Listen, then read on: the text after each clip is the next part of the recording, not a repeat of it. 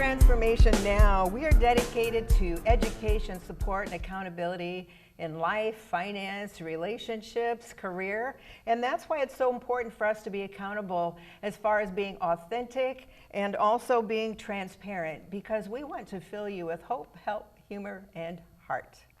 Hi, I'm Rita Rocker Kraft, and I'm the creator and producer and founder of Transformation Now, which is part of SoaringHigher.rocks. As a speaker, author, and trainer, my heart is to help provide programs in career and life transformation that you can begin using immediately and ones that will last a lifetime. Hello, and my name is Carmelita de la Guardia, and I'm co-host and coordinator of International Issues. Also, I'm a singer, international cabaret, a pianist, and a translator here in Omaha for the Medical Center. And now I would love to introduce Terry Krolikowski to you. Terry is a health and wellness weight loss coach with Ideal Health in Lincoln, where she owns a clinic. And Terry is also my sister, is a former Mrs. Nebraska and Mrs. America contestant. My book, Hope at the End of Your Rope, Steps to Rebuild Your Life, Terry has an awesome story in there too. She has amazing insight into self-care. She's highly skilled and trained in being able to guide her clients into productive and healthy lifestyles. And so we're very honored today to have Terry Krolikowski from Ideal Health Lincoln with us today. Thank you, sisters. I'm glad to be here. So happy that you came. Thank you. Yes. Well, Terry, tell us about what your growing up years and what influenced you to form this lifestyle. Well, growing up, I feel that we're all born with a purpose. And growing up, I had some awesome mentors in my life. My parents, of course, all four of my grandparents. I had some teachers along the way, a boss, and I also had a cardiologist. And those are the people who really saw value in me and saw things that I didn't even see in myself at the time. My grandparents were very faith-based, very family-oriented people. I enjoyed spending summers with them, and that's really kind of how things were formed as far as family and faith in the beginning. My dad was an entrepreneur. Music has been my passion from the time I was very, very small, and it still today is very relevant. And so I had an orchestra teacher, and I had a glee coach, and I also had a cardiologist. So those people were kind of the people who formulated who I was and kind of my foundation.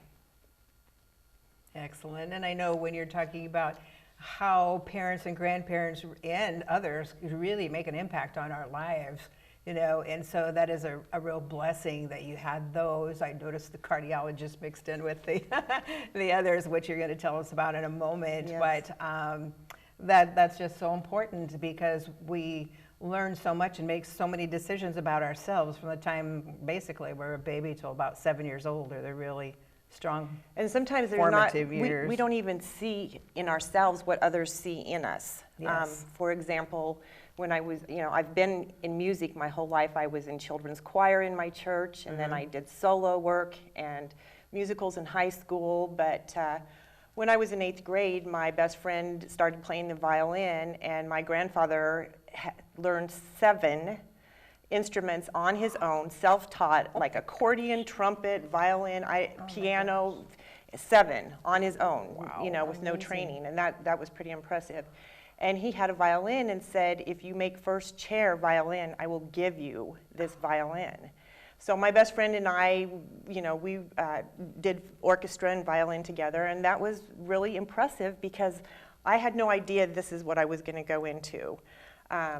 When I was in high school, I had a great boss. I worked at A&W as the lead car hop, and it was a husband and wife team that owned the A&W, and they taught me really excellent work ethic and working hard and customer service and all those things that sometimes you don't learn going to school. These are just life training. My dad had to drop out of college when he was after his first year of college, to go help on the family farm in South Dakota, and he was an entrepreneur. And he, in 1969, started his own bank and chartered 4 banks with his brother by the time it was all said and done. So he was an entrepreneur from the early ages. And then I had a cardiologist who we will talk about that in a minute, but saw things in me that I just really didn't see within myself. That is So, awesome. That's amazing. Well, you know, your heart was affected at a very early age. And what happened and how do you now use those experiences? Go ahead and tell us the story of what happened, but then also carry it over to how you use those experiences today to help other people get through some of the trials that they're going through.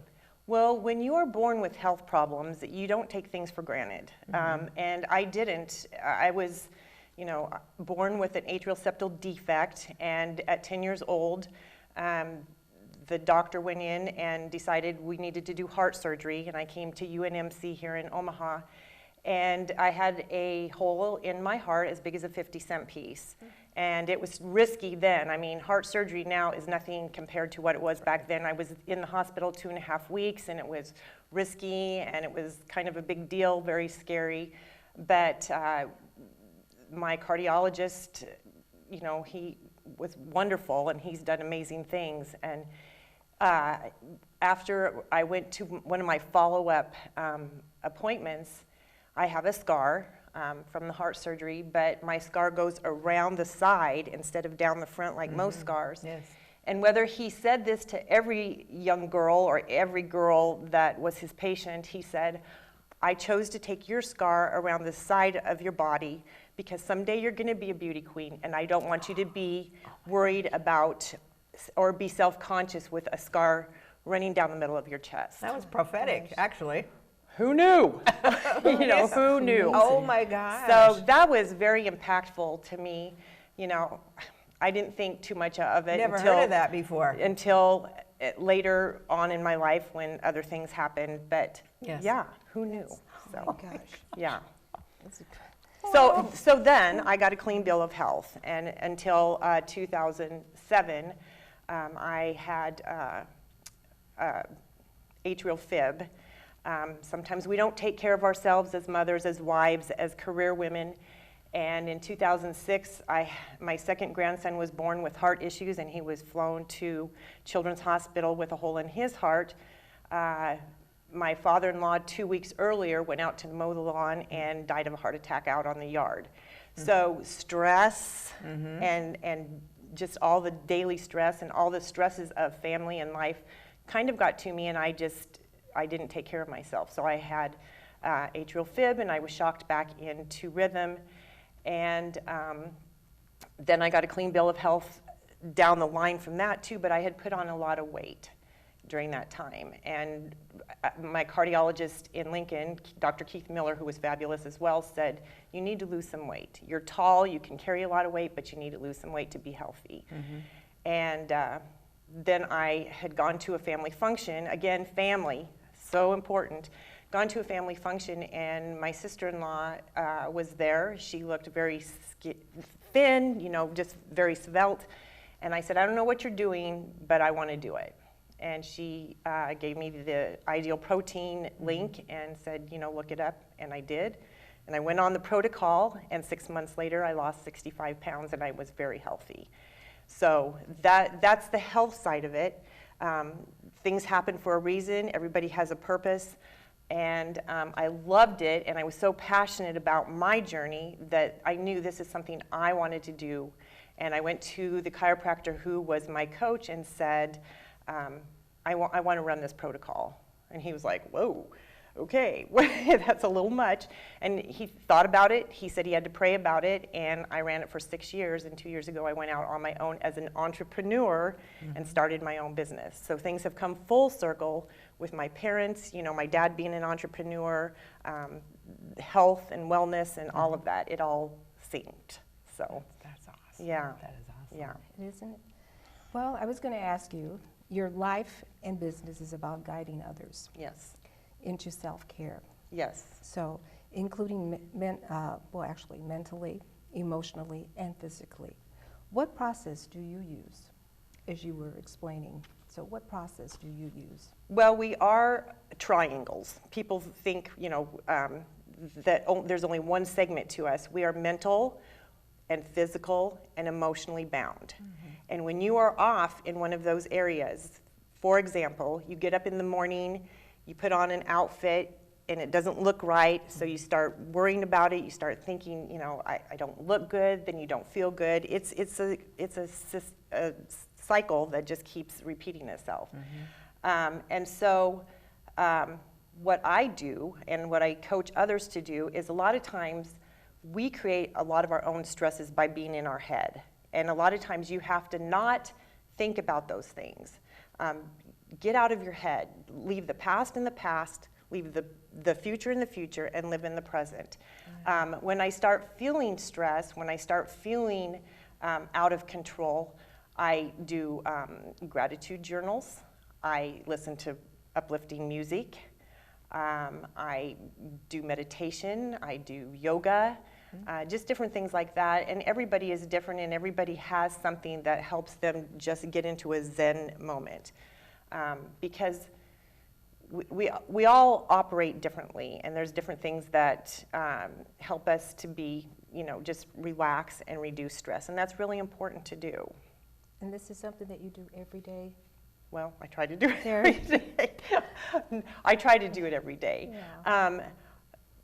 Probably one of the most important things to me is to listen to my clients, because I've had my own situation, but I've had people that have had a lot worse situations than me, and it's just so gratifying to be able to listen, just to sit there and listen, because a lot of times people don't have someone to talk to. That's true. Yes. And they don't know where to go to talk to somebody. Family is great, and work people are great, but and I'm there to listen. And if that's my role, which I feel that it is, it helps people. And so that's Somebody cares enough to really listen and take it to heart. right. And get into their heart and really work with them on that. And they can right. understand. I mean, a lot of my clients, they've battled these addictions, this food addiction, their whole lives. Olivier Benlulu was one of the founders of Ideal Protein, and he gives a story of he was 11 years old, and his dad said, "You're fat, and you're always going to be fat, and you're never going to be anything else." And that stuck with him, and then he ended up being the founder of Ideal Protein, one of the co-founders. But these stories happen all the time. I have a gentleman who is a chef in kind of a diner type situation, and he's around food every single day. He was 436 pounds when he started out, and he has now lost 120 pounds. But he's around his addiction all the time, 8 hours a day, constantly. And so it's a struggle for him all the time, but he's battling it. Is it a smooth sail? No, it's not. But he's there, I'm there to support him, and we're doing it together as a team. That is absolutely awesome. That is really awesome to be there. We all need support. And folks, don't let anybody tell you you don't. We all need support. We all need to seek out people who are very positive and supportive of us, and who will be alongside of you as we are always. And Terry, I know that you talked about the importance of living your truth and finding your tribe. Would you share a little bit more about that with us? Well, you two are part of my tribe, but it's important to have a tribe, and it's important to have people who believe in you. When I competed for Mrs. Nebraska, I mentioned it to a couple of people, and they were like, "Why would you want to do a pageant? That is ridiculous." And it's like, well, I don't know. I've been a girly girl my whole life. I like to dress up. I like glitzy things, that sort of thing.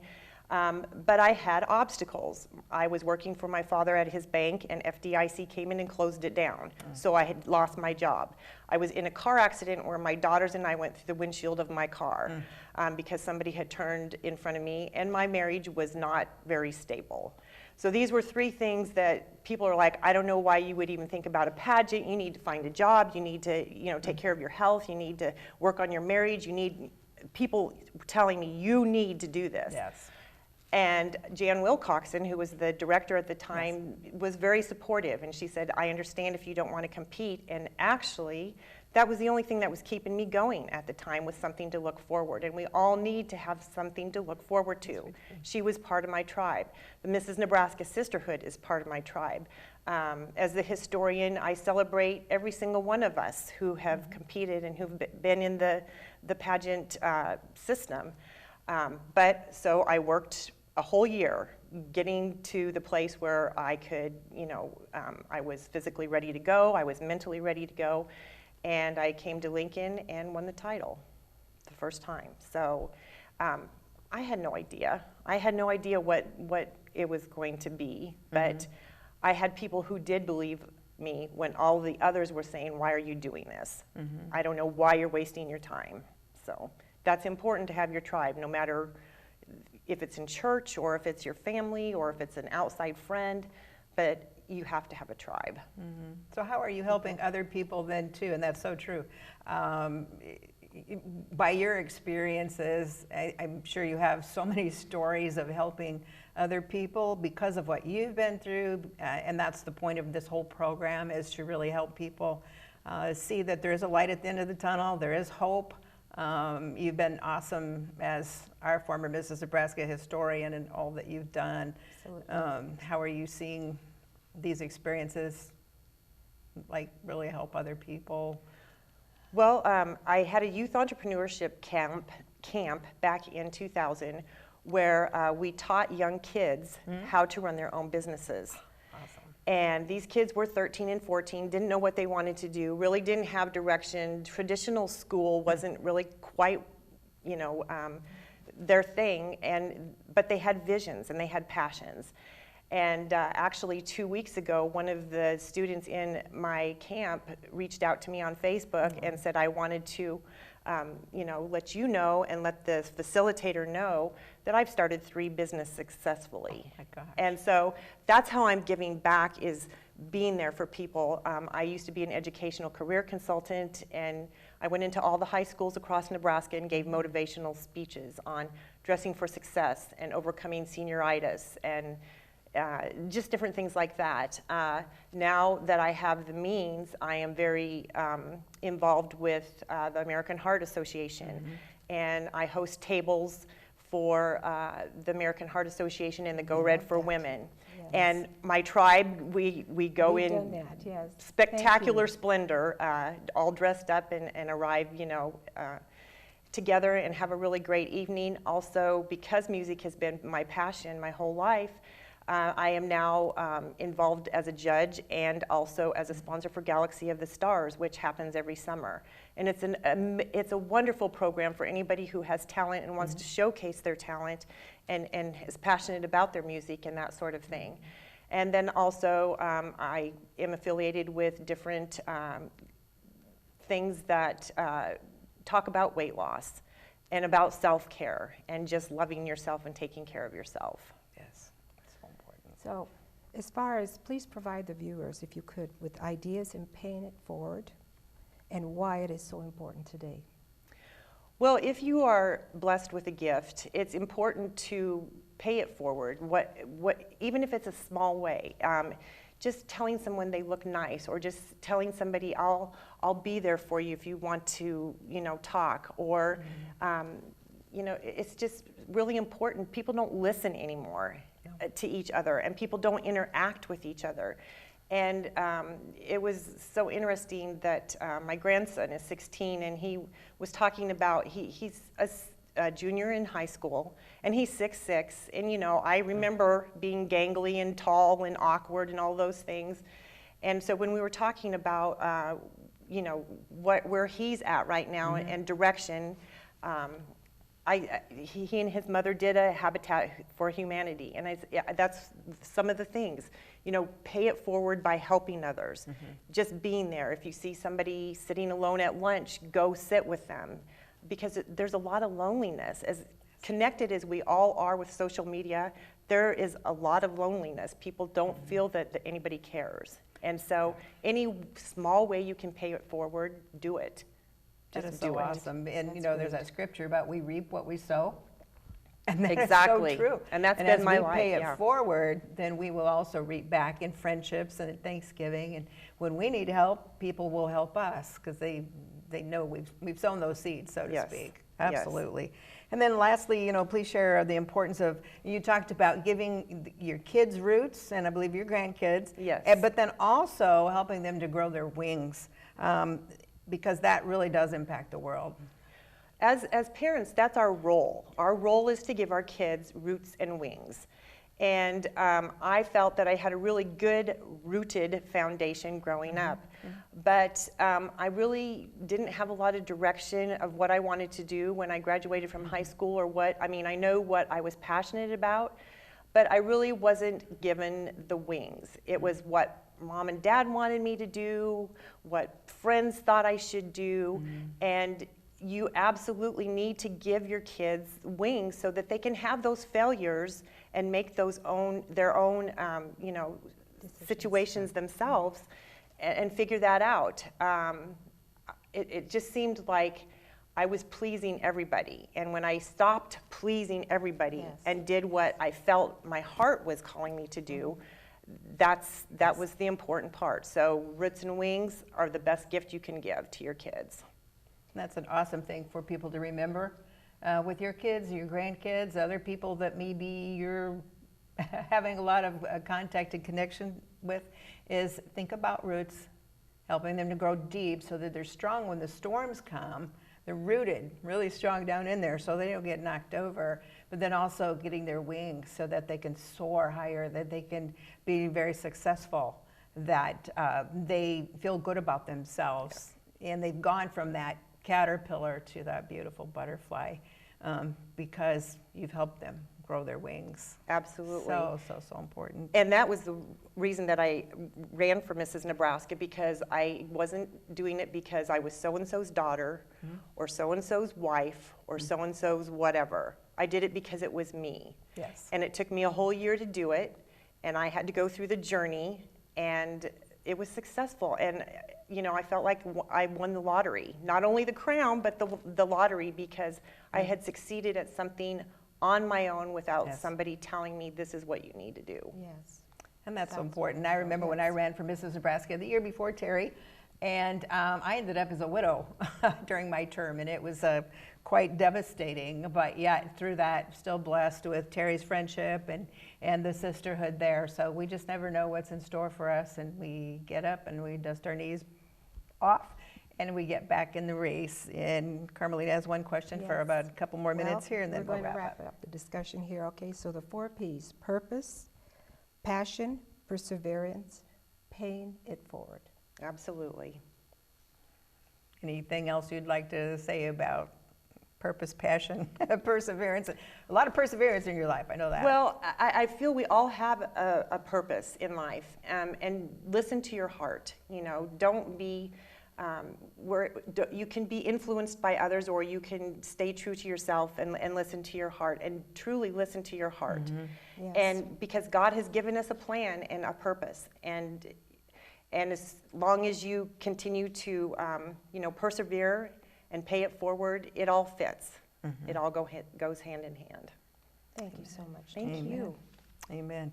Well, see you next time when we're privileged to have Candy Troya with us. She is literally a prize fighter for life. And we want you to stay tuned to see her program next time. And remember, you are more than an overcomer. And start thinking about what you truly want to transform in your life. And we're going to do it together. We're always here for you. God loves you. So do we. We'll see you next time. Thank you.